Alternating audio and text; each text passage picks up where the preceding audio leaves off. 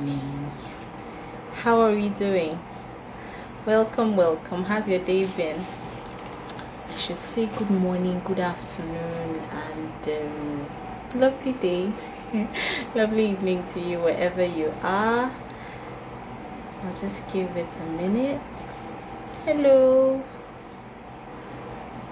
Hi. Let me wave real quick. Hi, Wemmo. Hi.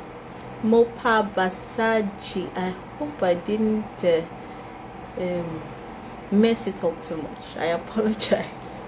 Hi, good evening. Thank you for joining. Hi, Wemmo. Thank you for joining. Good evening this evening. I am so glad to see you. How are your children doing? How are you doing? Well done. Thank you, dear parents, for the sacrifice. Thank you. Any parent who is actually putting in the correct work, right? The correct work is doing a lot of work, and it's not beans. I appreciate you. On behalf of the children, thank you for your service. It's needed, it's appreciated. You are literally changing the world, so you should be proud. All right, so this evening we're talking about the purpose of behavior, understanding the purpose of behavior. Now this is general, right? It cuts across everybody. Behavior has purpose. There is a function attached to every behavior, and behavior has been defined as actions, all right, the way one acts and comports themselves towards themselves and towards other people. So yes, hi dear. Okay, I see you're here. Thank you for supporting me and coming online, for leaving what you're supposed to be doing, right? Thank you for joining me again. So I was discussing what behavior is. So it's actions, how you carry yourself, what you do towards yourself, towards other people, right? And every behavior has a purpose. Behavior is a science that's been studied for the longest time, dates back to the late 19th century, right? It's been studied, it's been observed. Human behavior has been analyzed and studied, and it's been concluded that there are four broad functions of behavior. So I'm going to be using examples of relationships with our children, the actions of our children, to bring it home, because I'm trying to describe to you as a parent that's the purpose of your child's behavior. So what I would want you to take away from this is that when your child does something, before you react, before you respond, take a minute to think about what the function or the purpose of that behavior is before you met out that consequence, before you decide on the reinforcement, before you decide on what to do. Think about what the function or the purpose of that behavior is. It will guide you, and you would make less missteps. Don't make assumptions, right? What is the purpose? What is this child trying to tell me? What am I supposed to learn from this? What could have prompted this action from this child before you react? Let's try to make it before more than after, because we're trying to be better. We're trying to be intentional, and being intentional means taking a step back to analyze and be intentional and deliberate about our responses. So in other words, what I'm saying is, rather than just react, respond. Okay, so four broad purposes of behavior. The first one we'll look at is sensory purpose, for the lack of a better word. Sensory. So some behaviors are sensory in nature. They just feel good. So for an example, for your child, will maybe sucking their fingers or their lips. It just feels good, and it serves a particular purpose in their minds. Their brain will tell them it feels good, you're enjoying this, so you do it. Okay, it would, in an adult, it would be kind of like someone who has an addiction. Now, addictions can be positive in some cases when they are a little bit under control, but addictions are generally negative. Okay, so an addiction that you, from an outsider's perspective, you're wondering, why does this person do this thing to themselves, right? But it serves a purpose. they enjoy it, they appreciate it, it makes them feel good, they like the feelings, it releases dopamine and all those feel good hormones in their bodies, so they enjoy it. So your child just does this thing because they enjoy it. And for a parent, it's interesting and frustrating when your child sucks on their fingers, because you're trying to discontinue that action, but you find that you can't. You remove their hand and they put it back, they're feeling good. Now what would you do? You need a replacement behavior. That's how you tackle that. So your child feels good sucking their fingers. If you can replace it with a pacifier, maybe that might help. If the child has the same feeling, maybe they can replace it. But sometimes if a child sucks on their fingers, my initial response, if it's a baby for instance, they're self-soothing, so they're enjoying it, so leave it and let it go. Is it your finger? It's not your finger. So why are you so concerned about this child's finger sucking? Okay, why are you so concerned? And because it's something that feels good, at some point it might not feel so good, so they will stop on their own without intervention. So maybe you don't even have to worry about it. Now I know some people worry about dentition, okay, when the child sucks their tongue because they push their teeth out, but that's why braces were invented now, so why not yeah, exactly.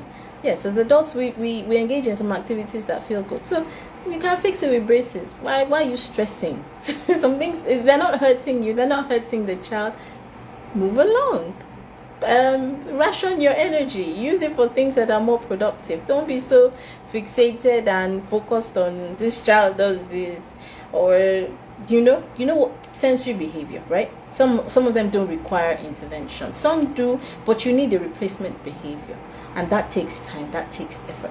So the next one we're going to talk about is escape and avoidance. That's another purpose of behavior. So this child finds out that when they do something, they get sent out of the room. Now what this child wants is to get sent out of the room or out of the class. Maybe there's a subject they don't like. Now escape and avoidance could mean escape from a situation or from people, right? So they don't want to be around a certain kind of people, but they know that if they do a particular thing, then your immediate response would be to send them to their room. Now what they're looking for is to be sent to their room. So as a child, as a parent, when your child does something and you're able to identify that this is escape and avoidance, then what do? You don't let them escape. So if you didn't realize now that this is what they were looking for to begin with, then you're reinforcing that behavior by giving them what they want. So if the example that I've given, if your child knows that when they maybe hit another child, you send them to their room, then they will continue to hit so that they can get sent to their room. I don't know if you understand this thing. So as a parent, take a step back and understand what is the purpose of what this child has done. If you can find that purpose, then you can approach it appropriately and not inadvertently reinforce that behavior that you don't want in your child. I hope that is clear. Another one would be, say your child tells a lie. What is the purpose of this child's lying? Say you've sent this child to this neighbor's place and the child is back in 3 seconds and the child says they are not home. Now, what if your child is trying to escape being with that person for some reasons that you're yet to discover? If you don't take the action beyond the lying, that if you hold on to the lying and you're fixated on that and you say, oh, this child tells lies, my child tells lies, I don't understand why this child tells lies, and you don't look beyond that action and see why, understanding the function or the purpose of that action that this child has done, then you won't get to the root of the matter, which in fact is that this child is probably trying to avoid this person. Maybe they're not nice to them, or maybe they touch them inappropriately, or they make them feel uncomfortable or something. So you need, as a parent, it's a skill that you need to have, and it takes time, it takes honing, it takes practice, but you have to make the effort so that you get better at it and you learn patience thereby. Okay, so the next purpose of behavior that we're looking at is attention. Now, attention is a legitimate human need. is legitimate, it is valid. Everybody seeks some form of attention, whether consciously or unconsciously. And even when they don't seek it out, they appreciate it. So you get a compliment, it makes you feel good. You feel all warm and fuzzy. Oh, you appreciate that someone noticed that you changed your hair, like I changed my hair, right? So somebody notices it, the person points it out, it puts a smile on your face. Nice, thank you, right? And then a child seeks attention and it is labeled wrongly, or it is labeled as something that is not acceptable. No, if a child seeks attention, then they want attention and they should get attention. Now, the danger here is mistaking a tantrum, which is a manipulation tool. Clearly, manipulation is mistaking a tantrum for a meltdown. Now, a tantrum is manipulation. A meltdown is due to sensory overload. Say this child has been overstimulated, so they cry and they're not able to verbalize how they feel, right? So if you mix them up, then your approach or your handling it will be wrong. But if you identify a tantrum for what it is, which is attention seeking behavior, but is from a place of manipulation, then you know what to do. So your child slams themselves on the floor of a supermarket because of a toy car that they've seen in the store. Now, what do you need to do as a parent? Diversion. This child requires some form of diversion. In some cases you let the tantrum run its course, and then parents in this case need to learn not to attribute every single action of their child to them. You shouldn't see your child's behavior as a personal failure, because at the end of the day, we are all human. We make choices and we choose what we do, right? And if your child sees that tantrums work, your child will throw more tantrums, right? So sometimes you need to just let go of the shame and let the tantrum run its course. Once the child realizes that the effects that they're looking for, they're not getting it, then they leave it alone. The tantrum, remember, is a manipulation tool. But where it is a meltdown, it's due to some feelings and emotions, then you want to validate those feelings. You want to have a conversation with that child so that you can understand where it is coming from. So you want to take a step back from whatever it is you're doing, hold that child in your arms and have a conversation, comfort them, and then talk to them, let them explain as much as they can. If they can't talk yet, maybe a hug will do it. But you're also communicating to your child that I'm here for you. If you need me, I'm right there. We can talk instead of this meltdown in future. Or you remove what is causing the meltdown, the tantrum, the overload, the sensory overload. You change environment. You adjust something, you change something, and you see if that works. But you have to be careful, like I said. If it's a tantrum and you reward it with attention, then that behavior will continue.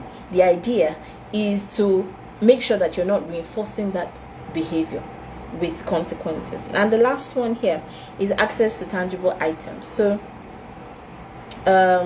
your child acts in a way that guarantees them getting something that guarantees them getting a consequence, an outcome, right?